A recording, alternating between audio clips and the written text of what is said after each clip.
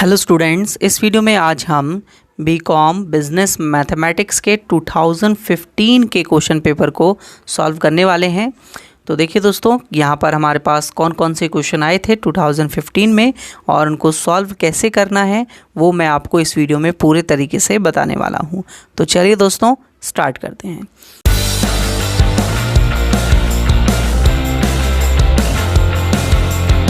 तो दोस्तों इस वीडियो को देखने से पहले आप सभी को सारे के सारे कॉन्सेप्ट टॉपिक्स आने चाहिए, तभी आपको क्वेश्चन का सलूशन समझ में आएगा। अगर थोड़ा बहुत भी आता है आपको तो समझ में आएगा, ठीक है दोस्तों। अगर आपको कॉन्सेप्ट समझ में नहीं आते हैं और आप पूरे चैप्टर से पूरा का पूरा कॉन्सेप्ट सीखना चाहते हैं तो आप सभी अध्ययन क्लासेस ऐप को डाउनलोड करेंगे, क्योंकि अध्ययन क्लासेस ऐप पर आपको सारे के सारे वीडियो लेक्चर्स मिल जाते हैं अपनी कोर्स के अकॉर्डिंगली आपके। और ज़्यादा जानकारी के लिए आप मुझे मेरे इस नंबर पर कांटेक्ट कर सकते हैं, लिंक डिस्क्रिप्शन में दिया होगा डाउनलोड करने के लिए।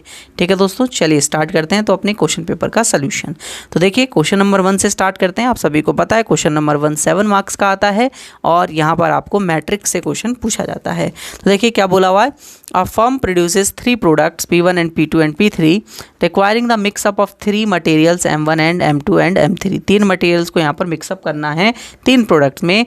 The per unit requirement of each product of each material is given below। यानी कि यहाँ बता रखा है कि एक मटेरियल 2 प्रोडक्ट 1 में लगता है, मटेरियल 2 जो है वो प्रोडक्ट 1 में और मटेरियल 3 की 1 यूनिट प्रोडक्ट 1 में लगती हैं। तो इस तरीके से मैट्रिक्स दी हुई है, ठीक है।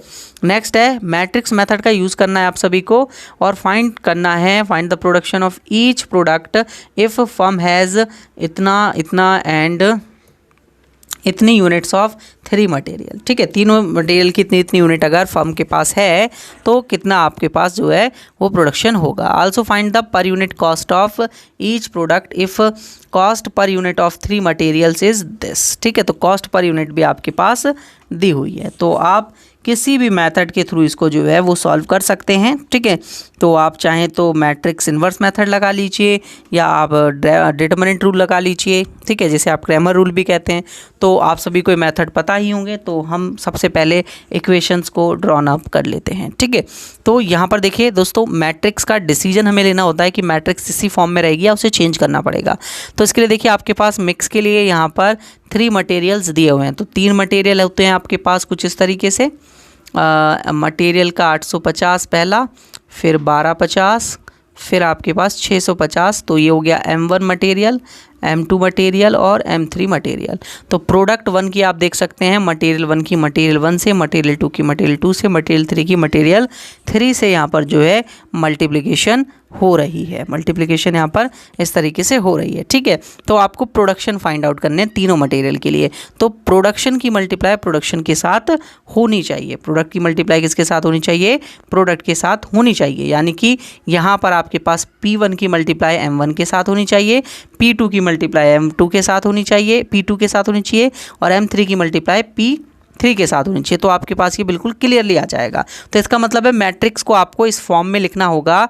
देखिए जहाँ पर आपके पास इस बार M1, M2 और M3 यहाँ पर होंगे, ठीक है, रो के अंदर, और P1, P2 और P3 आपके पास यहाँ पर कॉलम्स में होंगे। ठीक है, ये बहुत ज़्यादा ज़रूरी है। देखिए अभी क्यों ज़रूरी है, मैं आप सभी को ये चीज़ें डिटेल में चीज़ें समझा रहा हूँ, तो आप ध्यान से समझिएगा। कभी भी आपका मैट्रिक्स का क्वेश्चन गलत नहीं होगा अगर आप इस चीज़ को समझ गए तो। ठीक है बच्चे, तो देखिए ध्यान से समझिएगा। और यहाँ पर हम XYZ लेट कर लेते हैं दोनों की यूनिट को। तो XYZ मैंने ले लिया, इक्वल्स टू आपके पास यहाँ पर मटेरियल की यूनिट है 850, 1250, 650। ठीक है, ये मटेरियल 1, मटेरियल 2 और मटेरियल 3 की यूनिट्स हैं। ठीक है, ठीक है, तो देखिए अब आपका प्रोडक्शन का मल्टीप्लाई, P1 का मल्टीप्लाई आपके साथ किसके साथ हो रहा है? M1। तो प्रोडक्शन 1 में मटेरियल 1 की कितनी यूनिट लगेंगी?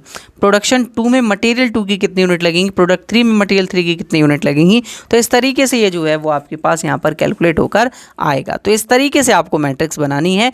अब इसकी आप इक्वेशन बना लीजिए। तो इक्वेशन क्या बनेगी? 2x + 3y प्लस Z, 1 है ना खाली, तो Z आ जाएगा, इक्वल्स टू आपके पास ये आ जाएगा 850। Next 3x + y plus 4Z equals to 1250। इसके बाद x + y plus 2Z equals to 650। तो ये 3 इक्वेशंस आपके पास बन गई। इन तीनों इक्वेशंस को सॉल्व कर लेते हैं। तो आपके पास ये हो गई ए मैट्रिक्स, ये हो गई आपके पास ए मैट्रिक्स, ये हो गई एक्स मैट्रिक्स और ये हो गई आपके पास बी मैट्रिक्स। ठीक है, तो आपको पता है ये फॉर्मूला क्या होता था हमारे पास, हमें निकालना है क्या, एक्स इक्वल्स टू होता है ए इनवर्स बी। ठीक है, ये आपके पास कोर इक्वेशन होती है आपकी सॉल्यूशन करने के लिए। तो इसमें सबसे पहले आपको ए इनवर्स निकालना होता है। तो ए इनवर्स का आपके पास फॉर्मूला क्या होता है, 1 डिटर्मिनेंट ऑफ दिस मैट्रिक्स यानी ए मैट्रिक्स इनटू में एडजॉइंट ऑफ दिस मैट्रिक्स यानी कि एडजॉइंट ऑफ ए। तो आप सबसे पहले डिटर्मिनेंट निकालेंगे इस मैट्रिक्स का, फिर आप जो है एडजॉइंट निकालेंगे और आपके पास सॉल्व हो जाएगा। तो देखिए ध्यान से देखेंगे सभी बच्चे, सबसे पहले तो हम लोग डिटर्मिनेंट निकालेंगे बच्चे। तो डिटर्मिनेंट निकालने के लिए हमारे पास मैट्रिक्स दी हुई है, उसका हम डिटर्मिनेंट कर लेते हैं। तो मैट्रिक्स क्या थी आप सभी के पास, लिखिए मैट्रिक्स को। मैट्रिक्स थी आपके पास 2 3 1 और 3 1 4 1 1 और 2। ठीक है, इसका डिटर्मिनेंट कैसे निकालते हैं आप सभी बताइए।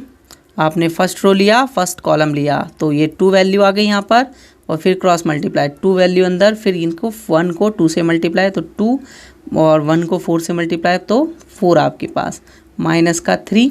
ठीक है, फिर आपने ले लिया अब यहाँ पर क्या, सेकंड कॉलम में वैल्यू कितनी आई 3, माइनस का साइन लगाना होता है क्योंकि पहले प्लस होता है फिर माइनस होता है फिर प्लस होता है। ठीक है, तो अब आपके पास कौन कौन सी वैल्यू बच रही है, इसका मल्टीप्लाई इसके साथ तो 6 और 1 का मल्टीप्लाई 4 के साथ तो 4, फिर प्लस का साइन लगाएंगे और थर्ड कॉलम लेंगे। तो थर्ड कॉलम में वैल्यू कितनी ऊपर, फर्स्ट रो में 1। अब आपके पास इसकी मल्टीप्लाई इसके साथ 3 और 1 की मल्टीप्लाई 1 के साथ तो 1। तो ये आ गया आपका 2 इंटू -2 -3 इंटू 2 और +1 इंटू 2। तो ये आपके पास आ गया -4 -6 +2।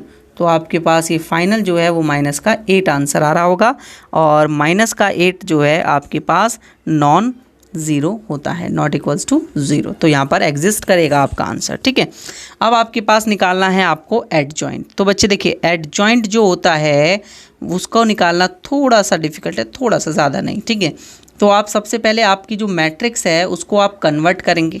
ठीक है, फिर उस मैट्रिक्स को आप निकाल देंगे उसका ट्रांसपोज। उसको कन्वर्ट कैसे करना है ज़रा ध्यान से देखेंगे सभी बच्चे। आपके पास ये मैट्रिक्स थी ना, ऊपर दिख रहा होगा है ना, 3 2। चलो मैं एक बार क्या करता हूँ, एक बार लिख ही देता हूँ इस मैट्रिक्स को यहाँ पर छोटे से फॉर्म में। हीरा 2 3 1 3 1 4 1 1 और 2। ठीक है, तो अब आप सबसे पहले फर्स्ट रो लेंगे। आपने सबसे पहले ले ली अपनी फर्स्ट रो और फर्स्ट कॉलम ले लिया। ठीक है, तो आपके पास अब वैल्यू कितनी बच रही है, देखिए अब आपको ना वो वैल्यूज़ नहीं लेनी। अब आपको 1 को 2 से मल्टीप्लाई करना है तो 2 आया और 1 को 4 से मल्टीप्लाई करना है तो आपके पास आ जाएगा 4। उन दोनों को मल्टीप्लाई करने के बाद उन दोनों को आपस में माइनस कर दीजिए तो 2 - 4 इक्वल्स टू -2 आ गया। तो अब आपको यहाँ पर जहाँ पर मैंने देखिए आप 2 को रेड मार्क कर रखा है तो पहला वैल्यू आपका जो है यहाँ से आ जाएगा इस वाली वैल्यू पे, इस वाली वैल्यू की जगह पर। ठीक है ना, तो इस वाली वैल्यू की जगह पर आपके पास जो वैल्यू आएगी वो आएगी, अभी हमने निकाली -2। क्या निकाली, -2। इसी तरीके से आप सेकंड रो लेंगे। ठीक है, फर्स्ट रो लेंगे और सेकंड कॉलम लेंगे। तो सेकंड कॉलम में आपके पास ये वैल्यू है। ठीक है, यहाँ पर ये अब आपके पास कौन कौन सी 3 और 2 और 1 इंटू 4 हो रहा है तो आपके पास 6 - 4 इक्वल्स टू प्लस का 2 आंसर आ रहा है। ठीक है ना, इसी तरीके से आप थर्ड कॉलम लेंगे तो आपके पास वैल्यू कितनी बच रही है, 3 - 1 इक्वल्स टू 2 आ गया। क्लियर बच्चे, इसके बाद अब आपका जो है वो फर्स्ट रो जो है यहाँ पर क्लियरली हो चुका है। ठीक है, तो 2 और 2 आया था ना आपके पास आंसर, 2 इसका भी और 2 इसका भी। अब इसके बाद आपको जो है वो लेना है सेकंड रो, फिर पहले फर्स्ट कॉलम तो 3 और 2 6 हो गया, 6 और -1 इक्वल्स टू 5 आ गया। इसी तरीके से फिर आपने ले लेना है क्या, सेकंड कॉलम।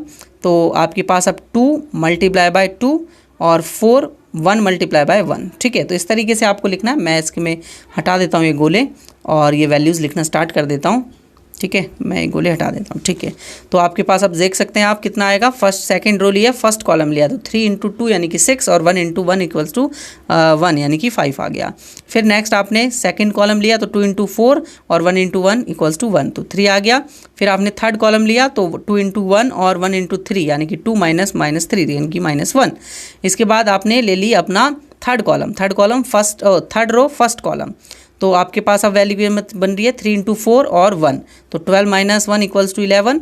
फिर इसके बाद आपने ले ली सेकंड कॉलम ले लिया, तो 3 इंटू 4 और 2 इंटू 4 और 3 इंटू 1 यानी कि 8 माइनस 3 इक्वल्स टू 5।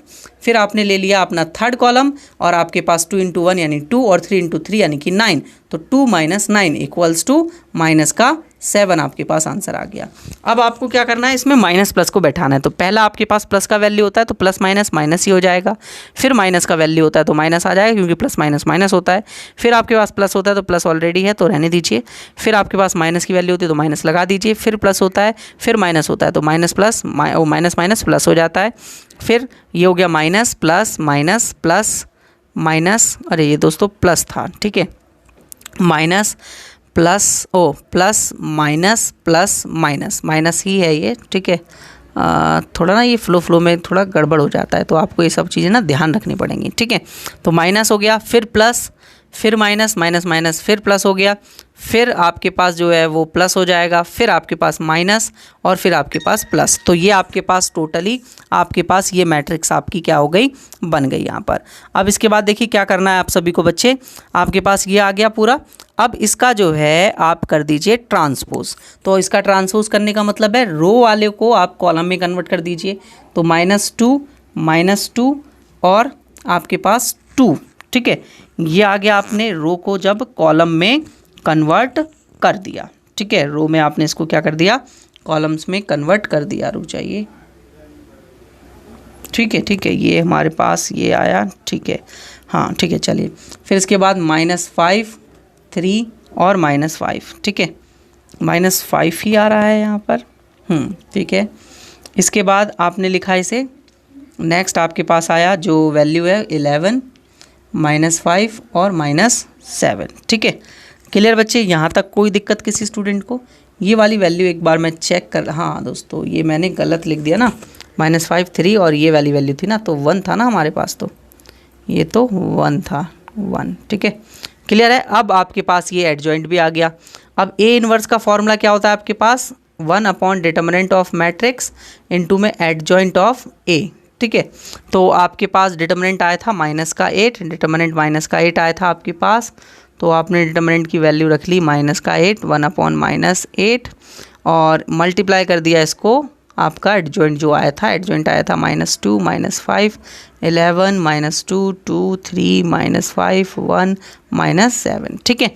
अब आपने इक्वेशन में वैल्यूज पुट कर देनी है। तो x इक्वल्स टू था आपके पास A इनवर्स B, ठीक है। तो x equals to A inverse कितना है आपके पास, -1/8, ठीक है। और मैट्रिक्स है पूरी 2 माइनस का 2 -2 2 -5 11 3 1 -5 और 7। और B आपके पास कितना है, B है आपके पास आपका, अभी हमने देखा था 850 1250 और 650। अब आप इसको सॉल्व कर लीजिए बच्चे और आपका इसका आंसर आ जाएगा, है ना। तो आपको इसको इससे मल्टीप्लाई करना है, फिर इसको दोबारा इससे, फिर इसको इससे, तो आपके पास वैल्यू आ जाएंगे और 1/8 कर देना है, आपके पास फाइनल आंसर आ जाएगा। तो देखिए मैं डायरेक्ट लिख देता हूँ 1/8 और अंदर आपका मल्टीप्लाई वगैरह करू के जो वैल्यू आई होगी वो आई होगी -800 -1200 और -1600। तो अब आप इसे जब -8 से डिवाइड दे देंगे तो आपके पास ये आ जाएगा 100 और 150 और 200, ठीक है। तो x की वैल्यू आ गई आपके पास 100, y की वैल्यू आ गई 200 और 150 और z की वैल्यू आपकी आ गई 200, ठीक है। तो इस तरीके से आपको जो है ये क्वेश्चन सॉल्व करना था। आशा करता हूँ सभी स्टूडेंट्स को समझ में आ गया होगा। तो x था आपके पास प्रोडक्ट 1, y था प्रोडक्ट 2 और z था प्रोडक्ट 3। तो प्रोडक्ट 1 2 3 की वैल्यूज़ आपके पास निकल के आ गई हैं बच्चे। अब देखिए इसके बाद नेक्स्ट क्वेश्चन देखते हैं हम।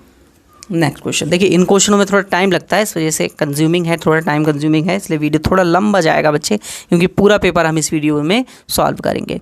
तो आ firm has 2 machines M1 M2, है ना। तो इसकी कॉस्ट दे रखी है 75 और 90 हज़ार। इनकी दोनों की लाइफ 5 साल की है। स्क्रैप वैल्यू निल है, बाद में 5 साल के बाद कुछ नहीं मिलना।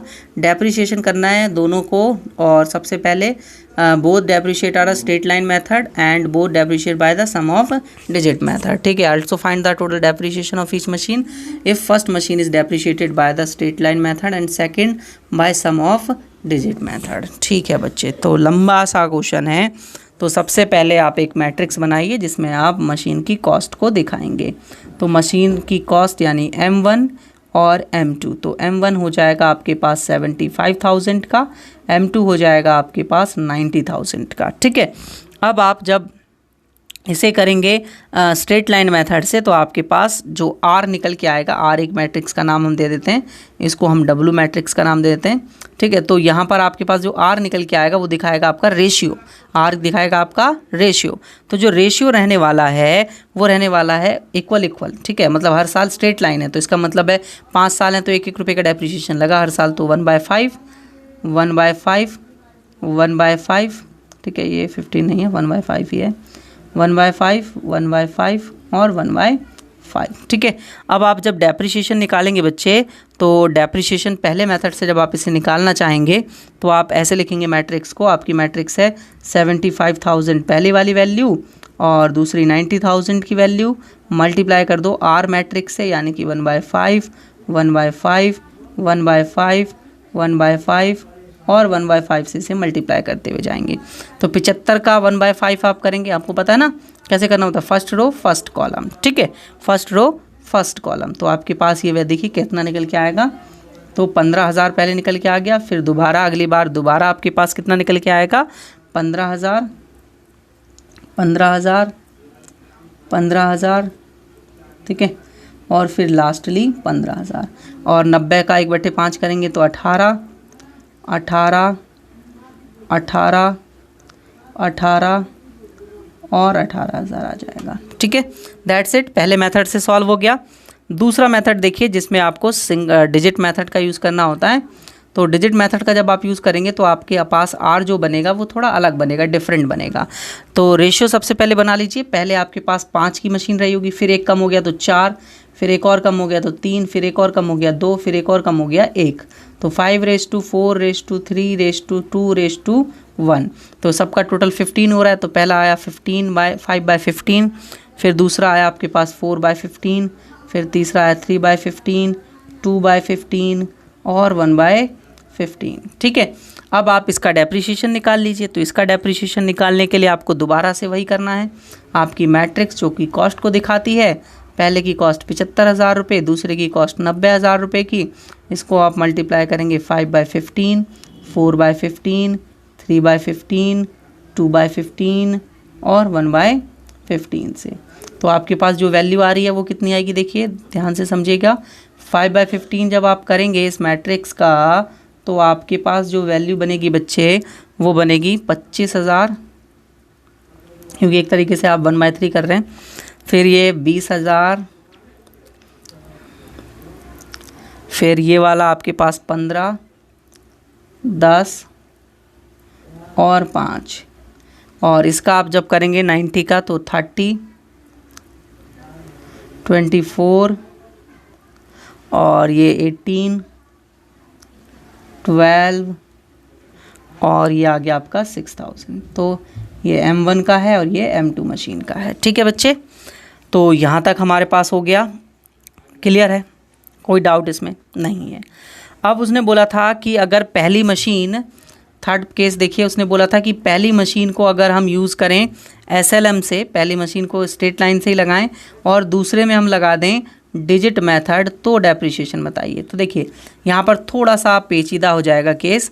यहाँ पर आप क्या करेंगे, मैट्रिक्स को ट्रायंगुलर फॉर्म में बनाएंगे और मैट्रिक्स को 2/2 की बनाएंगे, और पहली मैट्रिक्स आपने बना दी 75,000 रुपये की और यहाँ 0 रख दिया। अभी मैं बताऊँगा यहाँ 0 और यहाँ 0 रखने का मतलब क्या है और क्यों रखना चाहिए आप सभी को। अब आप इसको मल्टीप्लाई करेंगे दो अलग अलग मैट्रिक्स से। पहली मैट्रिक्स जो होगी वो पहला कॉलम रो जो होगा वो दिखाएगा आपका SLM मेथड को, तो 1/15 1/15 और 1/15 को दिखाएगा। ठीक है ना, 1/15 क्यों यार, 1/5 दिखाएगा ना, 1/5 1/5 और 1/5 और 1/5 है ना, फ्लो में मैं 15 लिख दिया। और ये दिखाएगा आपका कितना, 5/15, क्योंकि वो सिंगल डिजिट था। और डिजिट मेथड था 3/15, 2/15 और 1/15। ठीक है, अब देखिए ज़ीरो रखने का लॉजिक क्या है यहाँ पर। अब आपको फर्स्ट रो को फर्स्ट कॉलम से मल्टीप्लाई करना है। तो जब आप फर्स्ट रो को फर्स्ट कॉलम से मल्टीप्लाई करते तो बच्चे 75,000 की आपकी मल्टीप्लाई इसके साथ होती, लेकिन ये रह जाता तो मल्टीप्लिकेशन का रूल ब्रेक हो जाएगा। इस वजह से आपको यहाँ ज़ीरो रखना है। तो 75,000 की मल्टीप्लाई इसके साथ हुई और इसकी मल्टीप्लाई ज़ीरो के साथ हुई, तो ख़त्म भाई, है ना। हमने भाई इसको छुआ ही नहीं, सिंगल डिजिट वाले मेथड को हमने SLM से ही मल्टीप्लाई की। हर बार देखिए आप SLM से ही मल्टीप्लाई हो रही है, उससे ज़ीरो से मल्टीप्लाई हो रही है, तो वहाँ तो डेब निकल के ही नहीं आएगा। अगर निकल के ही नहीं आएगा तो आंसर फिर ख़त्म। तो आप इसे अब लिख दीजिए मैट्रिक्स की फॉर्म में। मैं छोटा छोटा जगह कम बची है तो लिख देता हूँ, पेपर का एंड हो गया है। तो ये हो गया 15-15, ये सेम 15-15 हर बार आती रहेगी, लिख लेना आप। और ये आ जाएगा आपका 30, 24, 18, 15 और 12 और 6। ठीक है, तो एक को अगर हम SLM से करें और दूसरे को डिजिट मेथड से करें तो इस तरीके से आएगा। तो बच्चे ये भी क्वेश्चन हमारे पास क्या हो गया, कंप्लीट हो गया और आप सभी को ये समझ में आ गया होगा। अब देखिए अपना क्वेश्चन नंबर 2। तो क्वेश्चन नंबर 2 में हमारे पास क्या दिया हुआ है कि price function of the product is this and the find the price and the quantity which the maximize the total revenue, also find the maximizing revenue। ठीक है, चलिए देखिए, तो प्राइस फंक्शन दे रखा है तो आपको टोटल रेवेन्यू को मैक्सिमाइज़ करना है। तो टोटल रेवेन्यू निकालने के लिए आप सभी को पता है रेवेन्यू TR इक्वल्स टू होता है आपके पास प्राइस इनटू क्वांटिटी यानी X। तो प्राइस दिया हुआ है आपके पास 100 e⁻⁻x बाय 150 और x से आपने इसको मल्टीप्लाई कर दी। ठीक है बच्चे, अब देखिए ध्यान से समझिएगा, हम जो है इसमें इसको डेरिवेटिव करेंगे। तो डेरिवेटिव कर रहे हैं रेवेन्यू फंक्शन का विद रिस्पेक्ट टू dx, है ना। मैक्सिमाइज़ करने के लिए सॉरी दोस्तों, मैक्सिमाइज़ करने के लिए हमें डेरिवेटिव की ज़रूरत पड़ती है। तो डेरिवेटिव करोगे जब आप, तो इसको 100 बाहर लेके चल लीजिए। आइए, ये वाला 100 जो है ये कांस्टेंट है आपका। तो अब अंदर आप ना प्रोडक्ट रूल लगा लीजिए e⁻ दिस एंड दिस का। ठीक है, तो पहले आप क्या करेंगे, e⁻x बाय 150 को सेम रखेंगे, दूसरे नंबर का डेरिवेटिव, इसका डेरिवेटिव करेंगे तो 1 ही आएगा। फिर प्लस आपको करना है और अब इस बार इसको ऐसे रहने देना है। e⁻x माइनस x बाय 150 का आप डेरिवेटिव करेंगे तो इतना ही आएगा। फिर इसकी पावर का जब आप डेरिवेटिव करेंगे तो आपके पास माइनस का 150 आ जाएगा, है ना। डेरिवेटिव तो करना आता है ना आप सभी को, मैंने कहा था कि डेरिवेटिव करना, ये सब चीज़ें बेसिक आनी चाहिए आपको। अब आप क्या करेंगे, इसमें आपके पास e⁻x दो बार कॉमन आ रहा है तो 100 बाहर है ही, e⁻−x बाय 15 को कॉमन ले लीजिए, इसमें बचा 1 और माइनस का 1/50 अंदर बच गया। ठीक है, ये आ गया आपके पास। अब इसके बाद आप जो है 100 को भी अंदर मल्टीप्लाई कर लीजिए, तो 100 e⁻x बाय 15 और 1 माइनस, ठीक है, और x था शायद, हाँ ये x तो मैं भूल ही गया बच्चे। ठीक है, तो मैं इस x की अंदर मल्टीप्लाई कर देता हूँ, तो ये x यहाँ ले लिया मैंने। ठीक है, इस x किसके साथ मल्टीप्लाई हुई ना ऊपर। ठीक है, तो ये x बाय 150 हुआ होगा। ठीक है, आगे चलते हैं। ये आ गया। अब जो डेरिवेटिव होता है उसको आप 0 के इक्वल पुट करेंगे, तो 100 e⁻150 1 minus x by 150 equals to 0। ठीक है, तो ये टर्म पूरी जाएगी, ये 0 के इक्वल हो जाएगी, है ना। तो 100 e⁻−1/50 इक्वल्स टू 0 और 1 minus x by 150 equals to 0, दोनों को अलग अलग ले लिया 0 के इक्वल।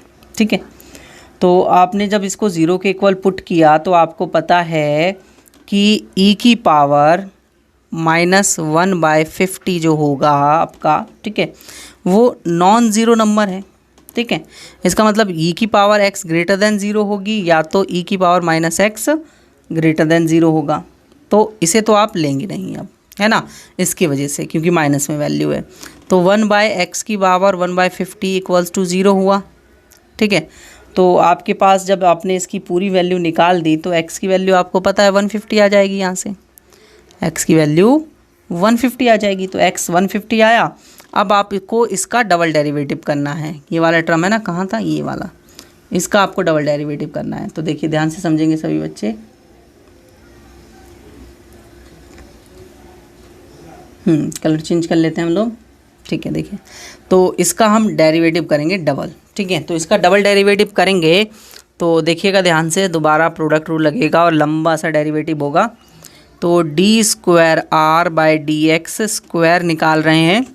तो आपके पास पहले 100 बाय दिस की वैल्यू को रखेंगे आप सेम कॉन्स्टेंटली, उसमें कोई चेंज नहीं करेंगे। तो आपके पास 100 ई की पावर माइनस एक्स बाय 150 और अंदर वैल्यू है आपके पास -1 बाय 150, ठीक है। ठीक है, क्लियर है। आपने इसका डेरिवेटिव किया, फिर आपके पास ये वैल्यू आई और ये वैल्यू फाइनली आपके पास जो बनेगी, आप भी इसका डेरिवेटिव करेंगे। 1 माइनस एक्स बाय 150 को आपने एज इट इज़ रख दिया क्योंकि वो मल्टीप्लाई में था, है ना। ये वाला है, इसको अलग करा, इसको अलग करा, ठीक है। ये हो गया। इसके बाद आपने 100 ई की पावर माइनस एक्स बाय 150 और -150 को एक साथ ले लिया। अब आप इस डेरिवेटिव को सॉल्व कर लेंगे बच्चों, ये सब आपका काम है, मेरा नहीं है ये। आप इसका डेरिवेटिव निकालेंगे तो फाइनल आपके पास -2/3 ई की पावर -150 बाय 150 और 2 - 1 आपके पास आ जाएगा और इसे आप पूरा सॉल्व कर लेंगे। तो -2/3 ई की पावर -1 × 1 और -2/3 ई की पावर -1 इज़ लेस देन 0। तो इसका मतलब मैक्सिमम हो गया एट x = 150 पर, एट x = 150 पर, ठीक है ना। चलिए नेक्स्ट क्वेश्चन देखते हैं। नेक्स्ट क्वेश्चन देखिए। नेक्स्ट में आपके पास दिया हुआ है एवरेज कॉस्ट फंक्शन है and x number of unit produce है, find the output of which AC is increasing and the output for which is AC is decreasing with the increasing output, ठीक है भाई। एक इंक्रीजिंग के लिए बनाना है, एक डिक्रीजिंग के लिए बनाना है। Also corresponding total cost function and marginal cost function, ठीक है। चलिए देखिए ध्यान से समझेंगे। तो आपके पास एवरेज कॉस्ट फंक्शन दिया हुआ है AC = x + 5, ठीक है। x + 5 + 3/x 36/x, ठीक है। अब आपको निकालना है इसको, इंक्रीजिंग और डिक्रीजिंग करना है, ठीक है। तो आप इसका डेरिवेटिव कीजिए, DAC/DX 1, ये तो 0 हो गया और यहाँ, ठीक है।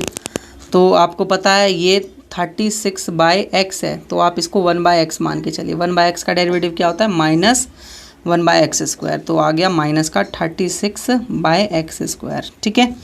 अब आप जो है देख सकते हैं ये आपका जो है लेस देन 0 है, उसके लिए आप x की वैल्यू भी निकाल लेंगे, ठीक है।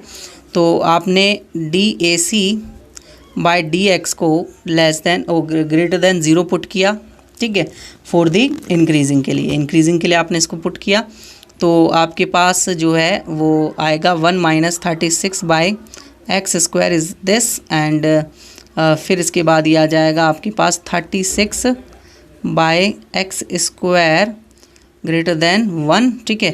तो 1 क्यों, हाँ 1, ठीक है, ये इधर चला जाएगा। फिर इसके बाद x² आप इसका निकालेंगे, है ना, ये तो उधर जाएगा तो ये पूरा 0 हो जाएगा, है ना। ये टर्म अलग कर दी हमने, इसी वाली टर्म और इसी वाली टर्म को। तो x = 36, तो x की वैल्यू आपके पास 36 आपके पास आ जाएगी जो कि ग्रेटर देन होगी, ग्रेटर देन 6, ठीक है। और तो आप कह सकते हैं कि ये नॉन नेगेटिव नंबर है, नॉन नेगेटिव नंबर है, ठीक है। ये क्या है, नॉन नेगेटिव नंबर है। तो सिमिलरली फॉर द डिक्रीजिंग के लिए जब आप करेंगे, तो डिक्रीजिंग के लिए जब आप करेंगे तो इसको आप उल्टा करेंगे, DAC/DX को आप लेस देन 0 पुट करेंगे। तो लेस देन 0 पुट करेंगे तो आपके पास दोबारा से सेम x² लेस देन 36 आएगा और x लेस देन 6 और ये 0 के बीच में आ रहा है, ठीक है। तो ये लाई कर रहा है यहाँ पर, क्लियर है। ये वैल्यू यहाँ पर ख़त्म हो गई। इसके बाद अब आपका इसका टोटल कॉस्ट फंक्शन निकालना है। तो TC = होता है AC × x। तो AC को x से आप मल्टीप्लाई कर देंगे। तो पहले x था आपके पास तो हो गया x², फिर 5 था तो वो हो गया 5x, फिर इसके बाद आपके पास प्लस 36 और अपॉन में एक्स स्क्वायर था, तो आपके पास 36 एक्स ही बच के रह गया था। ठीक है, एक्स था तो एक्स ही ख़त्म हो जाएगा। तो आपके पास ये आ गया आपका टोटल कॉस्ट फंक्शन। अब आपको अगर मार्जिनल कॉस्ट फंक्शन निकालना है तो डेरिवेटिव करना होगा टीसी फंक्शन का विद रिस्पेक्ट टू एक्स। तो 2x + 5 आपके पास ये आ गया। ठीक है, दैट्स इट। यहाँ पर ये क्वेश्चन हमारे पास कंप्लीट होता हुआ। नेक्स्ट क्वेश्चन को देखेंगे आप सभी। नेक्स्ट क्वेश्चन क्या है, मोनोपोलिस्ट का प्राइस फंक्शन दिया हुआ है बच्चे, है ना, ये रहा। और find the price in quantity, total revenue, also find the price elasticity of the level. ठीक है, तो सबसे पहले आप टोटल रेवेन्यू फंक्शन निकालिए। तो TR = होगा प्राइस इंटू एक्स, तो 300x - 5x²। एक्स से मैंने अंदर दोनों तरफ मल्टीप्लाई कर दिया। तो टोटल रेवेन्यू मैक्सिमाइज करनी है तो dTR/dx करना होगा 300 - 10x। ठीक है, 300 - 10x आपके पास आ गया। अब आपके पास dTR/dx को 0 के इक्वल पुट करेंगे, that's it. 300 - 10x = 0, 300 = 10x, x = 30 आपके पास आ जाएगा। x = 30 आ गया। अब आप इसका डबल डेरिवेटिव करेंगे और चेक कर लेंगे। d²TR/dx², ये तो 0 - 10 आ गया खाली, तो -10 is less than 0, less than 0 तो मैक्सिमाइज हो गया एट x = 30 पर, एट x = 30 पर। तो आपको प्राइस इलास्टिसिटी भी फाइंड आउट करनी थी। तो प्राइस इलास्टिसिटी का फॉर्मूला बताइए सभी बच्चे क्या होता है। ईटा D = -P/x × dx/dp। ठीक है, तो सबसे पहले आप dx/dp निकालेंगे। ठीक है, तो dx/dp आपके पास प्राइस फंक्शन दिया हुआ है। प्राइस फंक्शन दिया हुआ है 300 - 5x। ठीक है, तो आप बेसिकली यहाँ पर इसका निकालेंगे dx/dp/dx, तो इसको रेसिप्रोकल कर देंगे बाद में, है ना। तो dx ये तो 0 हो गया, माइनस का 5, माइनस का आपके पास 5 निकल के आया। लेकिन आपको चाहिए dx/dp, तो आप उसका उल्टा करेंगे तो माइनस का 1/5 आ जाएगा। अब आपके पास -p की वैल्यू क्वेश्चन में दी हुई होगी, आपने x निकाल ही रखा है। तो प्राइस आप जब निकालेंगे तो प्राइस निकालने के लिए आपके पास जो वैल्यू है वो देख लेते हैं हम लोग। x की वैल्यू हम लोग 30 रखेंगे। ठीक है, मैं यहाँ प्राइस निकाल के दिखा रहा हूँ आपको। p = है 300 - 5x, तो 300 ये रहा, 5 × x आपके पास है 30 निकल के आया था क्वांटिटी, तो 150 आ गया आपके पास। 150 - 300 = 150, तो प्राइस 150 आ गया। क्वांटिटी आपके पास 30 है, इंटू 1/5 माइनस का, तो माइनस से माइनस कैंसिल, फिर 5 से 5 कैंसिल, 1 आ गया इलास्टिसिटी। कितना आ गया? 1 बच्चे, कितना आया? 1। ठीक है, दैट्स इट। नेक्स्ट क्वेश्चन पे चलें। देखिए, a company produce x unit and the total cost and the total revenue is this and this, how many items to be produce maximum profit. भाई मैक्सिमम प्रॉफिट फाइंड आउट करना है। तो profit के लिए क्या होता है? प्रॉफिट फंक्शन बताइए। प्रॉफिट फंक्शन होता है revenue function minus cost function. तो रेवेन्यू फंक्शन दिया हुआ है 3x minus cost function 100, minus के अंदर मल्टीप्लाई कर दो 0.015 x²। ठीक है, अब आप प्रॉफिट फंक्शन का डेरिवेटिव कर दो, तो डेरिवेटिव करोगे तो ये आएगा 3 माइनस 0 माइनस 0.030x। ठीक है, ये आ गया आपके पास इसका डेरिवेटिव बच्चे। ठीक है, अब आप क्या करेंगे, इसको 0 के इक्वल पुट कर दीजिए। dp/dx = 0, that means 3 minus 0.03x = 0 और 3 = 0.030x, x = 3/0.030। तो x की वैल्यू आपके पास जो यहाँ से आएगी वो होगी 100। ठीक है, तो x आ गया आपके पास 100। अब x 100 आ गया तो d² p/dx² कर दीजिए, तो ये तो 0 हो गया और ये माइनस का 0.03x आ गया, है ना।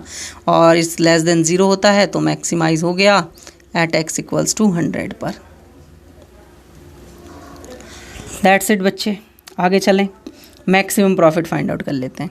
प्रॉफिट फंक्शन क्या था? 300 माइनस एक्स माइनस 0.015 एक्स, ठीक है। तो यहाँ एक्स की वैल्यू पुट करते जाइए, 100 0.015 एक्स इंटू 100, तो 300 माइनस 200 माइनस 10 इक्वल्स टू 50 आ गया फाइनली, ठीक है। सिंपल है, आगे चलें क्या? बिल्कुल चलते हैं, ठीक है। नेक्स्ट देखिए, मार्जिनल कॉस्ट फंक्शन दिया हुआ है आप सभी के पास, this and find the corresponding total and average cost, and fixed cost दे रखी है 4 रुपये की। तो आपको पता है टीसी आपको जब निकालना होता है तो इंटीग्रेट करते हैं आप एमसी फंक्शन को विद रिस्पेक्ट टू डीएक्स। तो एमसी फंक्शन आप सभी के पास क्या दिया हुआ है, 2 बाहर 2x प्लस 9 की पावर माइनस 0.5। अब आप क्या कर लें, 2 को बाहर ले लें बच्चे, 2 को अलग ही ले लें और फिर उसको इंटीग्रेट कर लें विद रिस्पेक्ट टू dx। तो 2 को हमने बाहर लिया और फिर इसको इंटीग्रेट करा तो हमारे पास जो आंसर आया वो आया 2x प्लस 9 बाय 0.25, ठीक है। अब आपको इसका डबल करना होता है तो इंटू 2 कर दीजिए क्योंकि पावर बढ़ती है, और फिर हमारे पास ये आ गया आएगा प्लस में k, और फाइनल आपके पास पे k हमने एक कांस्टेंट नंबर ले लिया, फाइनल 2 इंटू 2x प्लस 9 की पावर 0.5, क्योंकि 2 से 2 वहाँ पर कैंसिल हुआ होगा और एक हमने 2 बाहर अलग से लिया हुआ था, तो ये आ गया। अब आपके पास टोटल कॉस्ट फिक्स कॉस्ट दी हुई है आपके पास अलग ही, ठीक है। तो आपने k की वैल्यू निकाल ही लेंगे, तो k की वैल्यू वगैरह सब कुछ निकालने के बाद आपके पास आ जाएगा फाइनल कॉस्ट फंक्शन आपका 2.2x प्लस 9 की पावर 0.5 माइनस का 2। अब AC निकालना है तो आपको पता है TC को Q से x से डिवाइड कर दीजिए, आ जाएगा, ठीक है बच्चे, हो जाएगा, कर लेना आप सभी। नेक्स्ट देखिए, मार्जिनल कॉस्ट फंक्शन आपके पास दिया हुआ है। अब आप इसको ना क्या मान लीजिए, x मान लीजिए, सिंपल है, बहुत सिंपल है, ठीक है। x मान लीजिए तो देखिए जब आप इसको x मानेंगे तो आपको 1/x² दिया हुआ है। अब आपको 1/x का इंटीग्रेशन होता था 1/(-1/x²। तो जब आप इसका डेरिवेटिव इंटीग्रेट करेंगे इसको तो वापस लेके जाएंगे तो आपके पास ये 1/x आ जाएगा माइनस में, ठीक है, क्योंकि यहाँ प्लस है तो वहाँ माइनस लगाना पड़ेगा, क्योंकि आपके पास डिफरेंशिएशन जो होता है वो होता है -1/x², बट ये दिया हुआ है प्लस में 1/x²। तो आप जब इसको इंटीग्रेट करेंगे तो वहाँ माइनस का साइन लग जाएगा। तो आपके पास TC निकालने के लिए आपको मैंने बताया कि आपको MC को इंटीग्रेट करना है विद रिस्पेक्ट टू dx। तो MC आपके पास फंक्शन दिया हुआ है क्या, 6/x प्लस 2 का होल स्क्वायर प्लस में 5 आपके पास वैल्यू दी हुई है, इंटीग्रेट करना है विद रिस्पेक्ट टू dx, ठीक है। तो आपके पास जो वैल्यू आएगी वो इसको x मान के चलना है, पावर बढ़ेगी और डिवाइड होगी। तो नॉर्मली आपके पास जो वैल्यू आएगी वो सेम यही रहेगी, पावर कम हो जाएगी बेसिकली, क्योंकि नीचे है ना पावर। तो x प्लस 2 और स्क्वायर का आपने कहा था ना x आएगा खाली, और बस माइनस का साइन लग जाएगा। तो माइनस का साइन आपने लगा दिया इसमें, ठीक है, और माइनस के साइन के साथ आपके पास ये वैल्यू जो है वो आपकी कैलकुलेट होकर आ जाएगी बच्चे, ठीक है। और इधर ये आपके पास 5 था तो प्लस में 5 का x और प्लस में k आपके पास आ ही जाएगा, प्लस का k, ठीक है। अब आप इसकी जगह 0 रख देंगे तो आपके पास k की वैल्यू आ जाएगी, क्योंकि क्वेश्चन में देख लेते हैं दिया हुआ था कुछ की नहीं दिया हुआ है, कुछ भी नहीं दिया हुआ है, ठीक है। तो अब आप इसकी x की जगह 0 रखेंगे और k की वैल्यू आपके पास आ जाएगी, ठीक है। तो टोटल कॉस्ट 0 रख दी हमने और x की जगह भी 0 रख रहे हैं, तो minus 0 plus 2 plus 5 into 0 plus में k, ठीक है। तो आपके पास 6/2 यानी कि k इक्वल्स टू आ जाएगा 3 की वैल्यू, k इक्वल्स टू 3 आ जाएगा, उधर जाकर प्लस का हो जाएगा। तो अब आपके पास जो रेवेन्यू फंक्शन बन गया TR फंक्शन, वो आपके पास बना 6/x प्लस 2 और माइनस साइन लगाना भूल गया मैं, प्लस का 5x और प्लस का 3, ये बना आपके पास रेवेन्यू फंक्शन। अब आपको बच्चे प्राइस निकालना है, तो पता ही होता है TR equals to P into x होता है, तो इसको x से डिवाइड दे देंगे, आ जाएगा, है ना, और डिमांड फंक्शन P आ जाएगा आपके पास, कर लेना, हो जाएगा। नेक्स्ट देखिए, find the amount of 5000 after the investment 6% compound semi annually for 2 years, 8% compound quarterly for the next year and 7% compound after their, ठीक है। तो ये भी आपके पास एक क्वेश्चन जो बन रहा है वो अलग अलग 8 सालों का बन रहा है। देखिए कैसे 8 सालों तक करना है आपको। पहले 2 साल के लिए सेमी एनुअली, फिर इसके बाद क्वार्टरली नेक्स्ट ईयर के लिए, नेक्स्ट 3 ईयर्स है शायद, है ना। यहाँ पर थोड़ी सी गड़बड़ी हुई है लगता है क्वेश्चन में। हाँ, नेक्स्ट आपके पास 3 ईयर्स है, और फिर इसके बाद जो ईयर बचे वो आपके पास कंपाउंडली है, कंपाउंड कंटिन्यूसली है। तो आपके पास पता ही है आपको P = 1 + R/m की पावर mt, ठीक है, और फिर 1 + R/m की पावर mt, और फिर आपके पास कंपाउंड कंटिन्यूसली होता है तो e की पावर RT, e की पावर R × T, ठीक है।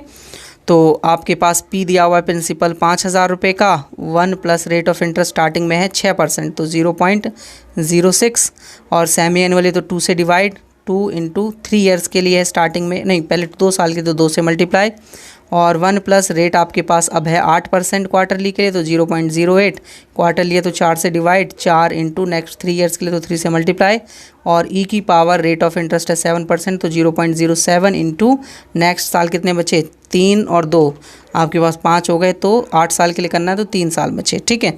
अब आप इनकी वैल्यू निकाल लीजिए बच्चे, और आपके पास ये आंसर आ जाएगा।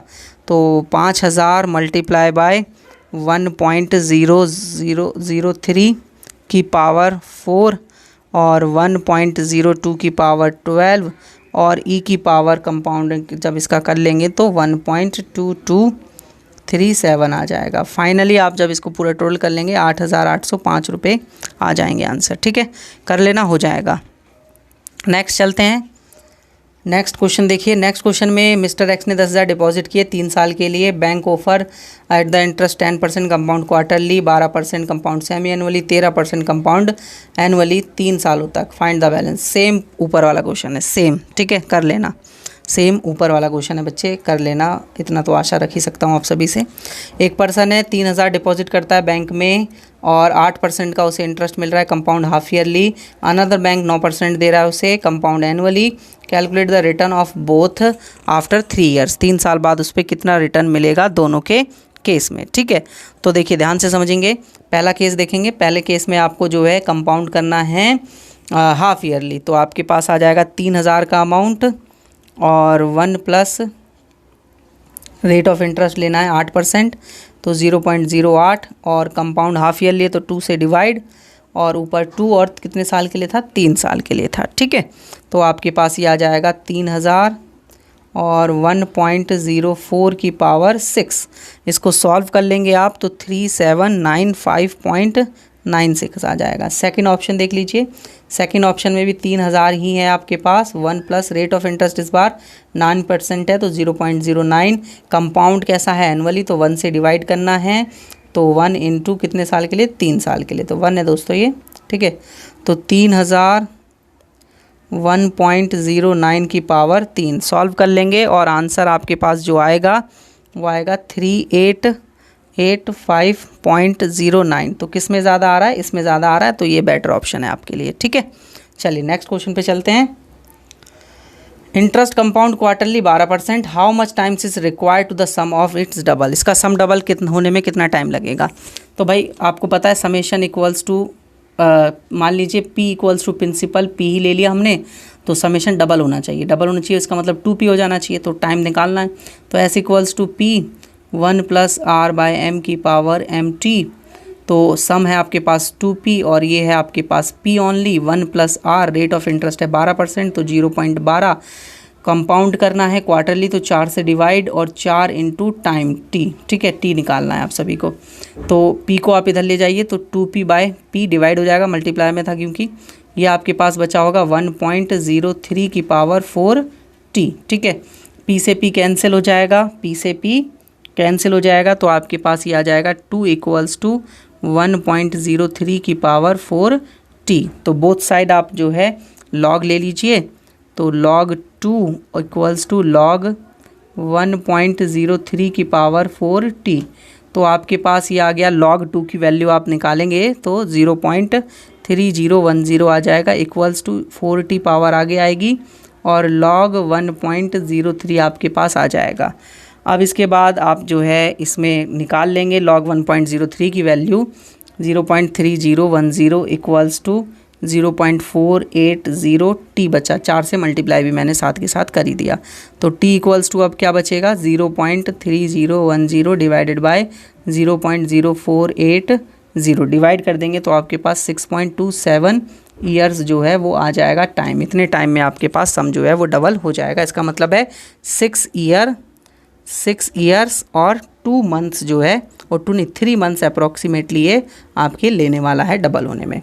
तो दोस्तों वीडियो आपको अच्छी लगी हो तो वीडियो को लाइक ज़रूर करें और अध्ययन क्लासेस ऐप आप ज़रूर डाउनलोड कर लीजिए। मैंने आप सभी को पहले इन्फॉर्मेशन कर दिया था। अगर आपको पूरा कोर्सेज़ देखना है तो आप अध्ययन क्लासेस ऐप डाउनलोड कर लीजिए। आपको अलग अलग सब्जेक्ट के सारे सब्जेक्ट के कोर्सेज़ मिल जाते हैं। ज़्यादा जानकारी के लिए मुझे मेरे इस नंबर पर कॉन्टैक्ट कर लीजिएगा, जिससे मैं आपको कोर्स के रिगार्डिंग इन्फॉर्मेशन प्रोवाइड कर दूँगा। ठीक है दोस्तों, नेक्स्ट वीडियो में मिलते हैं। वीडियो अच्छी लगी हो तो लाइक शेयर एंड सब्सक्राइब करे बिना मत जाना दोस्तों, क्योंकि वीडियो का मैं करने में बहुत मेहनत लगती है। कंटिन्यूसली 45 मिनट्स मैंने आपके लिए वीडियो तैयार किया है। ठीक है स्टूडेंट्स, ठीक है, वीडियो को लाइक शेयर एंड सब्सक्राइब जरूर करें। वीडियो देखने के लिए धन्यवाद। अगले वीडियो में मिलते हैं।